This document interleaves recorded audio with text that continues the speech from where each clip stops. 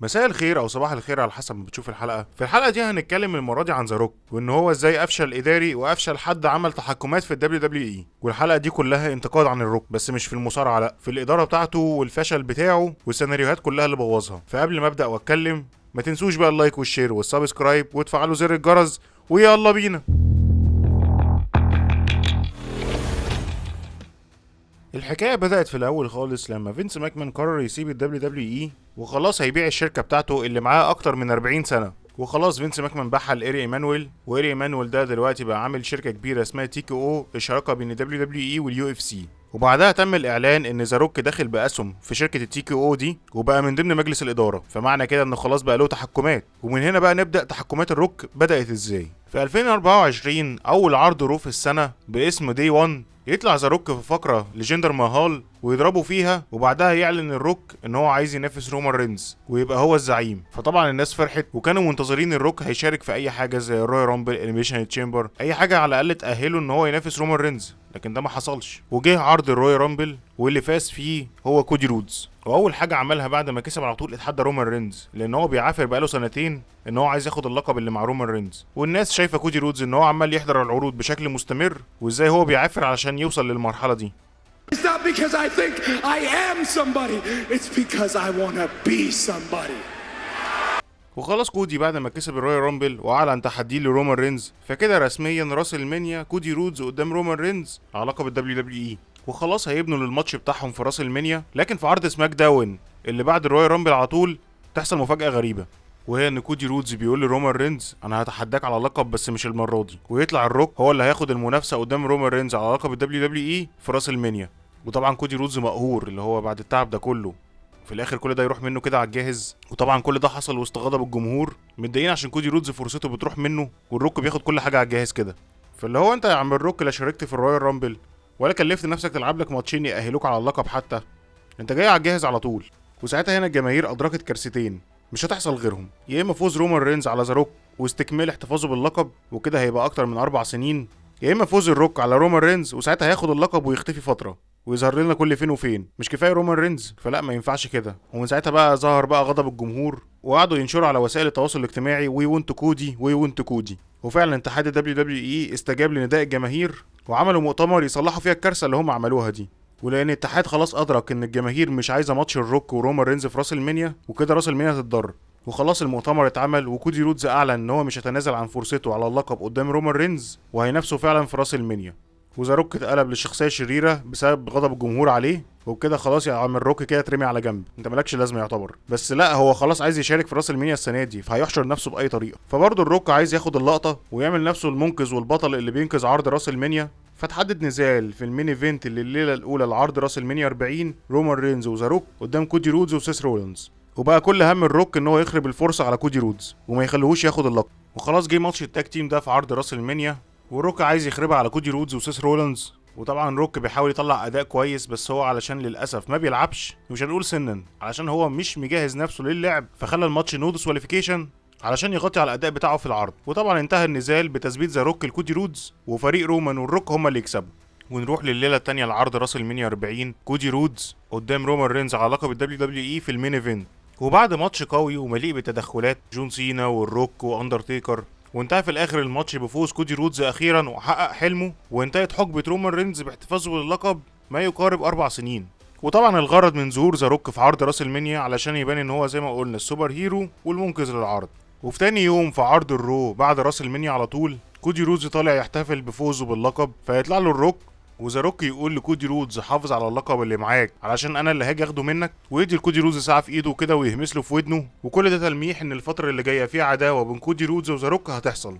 فبسبب حركه الروك دي خلى التركيز كله على قصه البلاد لاين بس. طيب ماشي، طب بالنسبه لكودي رودز، طب ما هو اتقال له ان هو حافظ على اللقب بتاعك، فانت حرقت على كودي رودز كل العداوات اللي هيخشها، حتى لو عمل منها قصص حلوه وماتشات كويسه. كده بقت معروفه ان كودي رودز هو اللي هيكسب بسببك انت يا عم الروك. بوظت على كودي رودز يعني عداوات وماتشات. للاسف الناس كلها كانت متوقعه وعارفه ان الماتشات اللي هيخشها كودي رودز كلها كسبانها، بسبب ان هم متوقعين انك انت اللي هتاخد اللقب. يا اخي منك لله يا روك، منك لله. احنا قلنا كده خلاص الروك هيرجع في عرض كبير، فاكبر عرض هيقابلنا بعد كده هو عرض سمر اسلام. خلاص توقعنا ان الروك هيرجع ويخش في عداوه مع كودي رودز على اللقب. لا، ما حصلش الكلام ده. سولو سوكو هو اللي بيلاعب كودي رودز على اللقب. وطبعا الروك ما جاش علشان مش فاضي بيصور الافلام بتاعته، فمش فاضي خالص المصارعه، مش مهم القصص تبوظ بقى تولع، المهم هو الشغل بتاعه والاعمال بتاعته اللي عماله تجيب له سبوبه اعلى. فاللي رجع ساعتها في الوقت ده واللي الناس اتشغلت بيه اكتر وهي عوده رومان رينز من ساعه غيابه من اخر ماتش لعبه في عرض راس المنيا 40، ويجي عرض باد بلاد تاج تيم بين كودي رودز ورومان رينز قدام سولو سوكو وجيكوب فاتو، وده كان في نهايه عرض باد بلاد. وبعد ما خلص الماتش يطلع الروك يبص لكودي رودز ورومان رينز ويعمل الاشاره بايده اللي هي الثلاثه دي، اللي محدش كان فاهمها برضه هو عايز منها ايه، ولا حد فاهمها لحد دلوقتي برضه هو كان قصده ايه. وما تفهمش بقى هو كان قصده على رومان ولا قصده على كودي، والناس طلعت بتحليلات وتوقعات وقال لك بقى هيبقى ماتش ثلاثي في راس المانيا، محدش فاهم حاجه. وعرض باد بلاد ده اصلا ده كان في اتلانتا، وزاروك اصلا كان ساعتها في اتلانتا، فقال لك لما اعدي عليهم كده يعني. غير كده اصلا الروك ما كانش هيظهر. والاتحاد يعلن عن اول عرض رو هيتذاع على شبكه نتفليكس، وهيبقى اول عرض رو ضخم جدا، واوهموا الناس ان هو هيبقى عباره عن راس المانيا بحالها في عرض الرو نفسها، وظهور بقى جون سينا والروك. فالناس خلاص توقعت ان في حاجه جامده هتحصل، واتعمل اعلان قبلها ان في ماتشات قويه هتحصل في العرض ده. رومان رينز قدام سولو سوكوا على زعامه القبيله، المين ايفنت هيبقى سي ام بانك قدام سيس رولانز. خلاص بقى كده هيبقى عرض يعني فاخر من الاخر. ويفتح عرض الرو بظهور ذا روك، بس المره دي هو طالع بقى بشخصيه ان هو الاداري مش مصارع، وقعد يرغيله شويه كده في كلمتين، وفجأة وسط ذهول كبير نزل يسلم على كودي رودز ويحضنه بقى وحبيبي بقى وسلمي على ماما، اللي هو محدش فاهم يعني ده بجد ولا بيستعبطوا ولا هما يعني مخبيين حاجة، ما تفهمش، محدش فاهم حاجة. قلنا ماشي خلاص مش مهم هتعدي دي، عداوته مع كودي رودز خلاص انتهت، يبقى كده عداوته اللي جايه تبقى مع رومان رينز. لا خالص والله، بعد ماتش رومان رينز وسولو سوكوا ورومان رينز اللي كسب يطلع اللي يلبسه عقد الزعامة هو ذا روك ويحضنه، وخلاص تمام مفيش حاجة اصلا يعني. طب فين يا عم الروك الاشارات اللي كنت عاملها والوعود اللي كنت قايلها، وخلي بالك على الحزام بتاعك انا اللي هاجي اخده منك، وقلنا بقى انت محضر عداوه قويه، فين كل ده؟ فين؟ كل اللي اقوله هي كلمه واحده، قول حسبي الله ونعم الوكيل. وطبعا ظهور الروك وبعد ما بوظ الدنيا ده عمل قلبان على السوشيال ميديا وكل الناس متضايقه من الروك عمله. فيقوم الروك طالع في عرض الان اكس تي اللي بعده وبيحاول يعني بطريقه كلامه ان هو يراضي الناس ويقول لهم شوفوا الرحله هتمشي ازاي، ما تحكموش على حاجه من اولها يعني. فلو انت مش محتاج تصلح حاجه يعني، انت كده كده اصلا خربتها خلاص. بس ماشي هنسمع كلامك دلوقتي يمكن تحسن الدنيا شويه ولا حاجه، بما اننا داخلين على مهرجان راس المنيا ونروح لعرض الروي رامبل وتوقعنا هتحصل فيه مفاجاه كبيره. ده خلاص بقى هيشارك جون سينا وسي ام بانك ورومان رينز وسيس رولانز، ده في مدعكه هتحصل في روي رامبل. وفي الاخر مين اللي يكسب؟ مين اللي يكسب؟ جي اوسو. اللي هو يا عم زاروك انت يعني اصلا تعمل فينا ايه يعني بجد؟ عايز توصلنا لايه؟ بتفقعنا ليه؟ مش فاهم. بعد كل البناء ده العرض الرويال رامبل جي اوسو اللي يكسب؟ برضه مش هقولك غير هي كلمه واحده. وبعد الرويال رامبل يتم الاعلان ان جون سينا هيشارك في عرض اليمينيشن تشامبر وهيكون في الماتش نفسه، واللي هيكسب في ماتش الاليمينيشن تشامبر ده هيتاهل انه يلاعب كودي رودز على لقب الدبليو دبليو اي في المين ايفنت العرض راس المنيا 41. وقبل الاليمينيشن تشامبر باسبوعين في عرض سماك داون يطلع الروك لكودي رودز يقول له انا عايز روحك بقى وبيع لي نفسك وانا هخليك في مكانه تانية ويبقى معاك فلوس اكتر، وقعد طبعا يديله عروض كتير في المقابل ان هو ايه كودي رودز يبيع له روحه. وطبعا عشان كودي رودز يعمل حاجه زي كده هيقلب للشخصيه المكروهه، فمن المستحيل ان كودي رودز يتحول للشخصيه المكروهه بما ان هو بطل الجمهور. فالروك يدي فرصه ومهله لكودي رودز ان هو يفكر براحته لحد ما يجي عرض الاليمينيشن تشامبر علشان يطلع كودي رودز يرد عليه. ويجي خلاص عرض الاليمينيشن تشامبر والحدث الرئيسي جون سينا يكسب الماتش ويتأهل ان هو اللي هيلاعب كودي رودز في عرض راس المنيا على لقب الدبليو دبليو اي، ويطلع كودي رودز وبعدها الروك اللي مستني الرد من كودي رودز، وكودي رودز يرفض ان هو ينضم للروك وتحصل المفاجأة الكبيرة.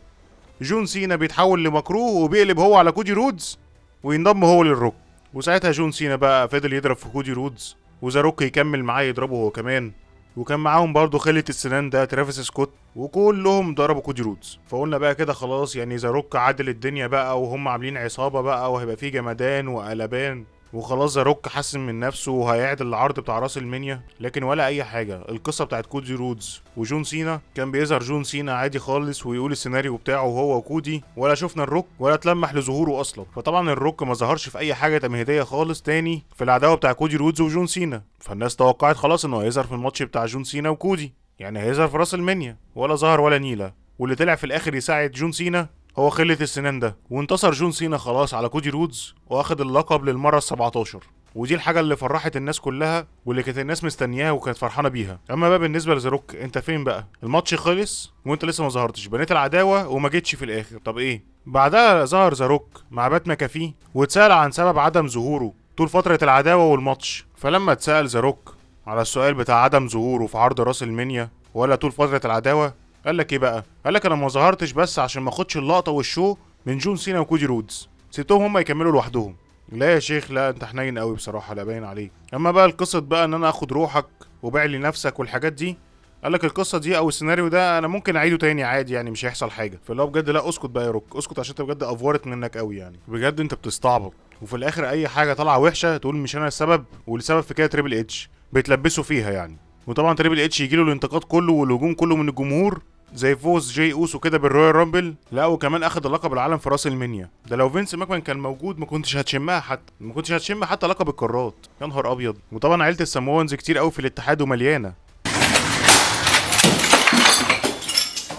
ومش هتخلص يعني، هي كل شويه هيجيبوا ناس. وكل ده بسبب مين؟ بسبب الروك اللي عمال اي حاجه تحصل كويسه ينسبها لنفسه، واي حاجه وحشه يروح ملبسها في تريبل اتش. زي فكره تحول جون سينا للشخصيه المكروهه، الروك قال لك ان هي فكرته، وهي ولا فكرته ولا حاجه، دي كانت فكره اصلا تريبل اتش. وفي الاساس اصلا اللي كان هيكسب الاليمينيشن تشامبر كان درو ماكنتاير مش جون سينا. هو ان ما يمنعش ان تريبل اتش فيه عنده شويه عبثيات، بس هو خد هجوم كتير قوي، وكل ده بسبب الروك. وعشان الروك له نفوذ كبيره في الاتحاد فهو حاطط سيطرته وخلاص، ويقعد يقول لك المصارعه بتجري في دمي. ما بلاش بقى نرد عليك رد مش حلو، ما هي باينه دلوقتي هي بتجري فين. فاتمنى يعني من الروك ان هو ما يظهرش تاني، لان وجوده بيعمل مشاكل وبس كده. هو كان شاطر بس في ان هو يخربها، غير كده لا. وانا اكون خلصت معاكم واشوفكم في حلقه جديده، سلام.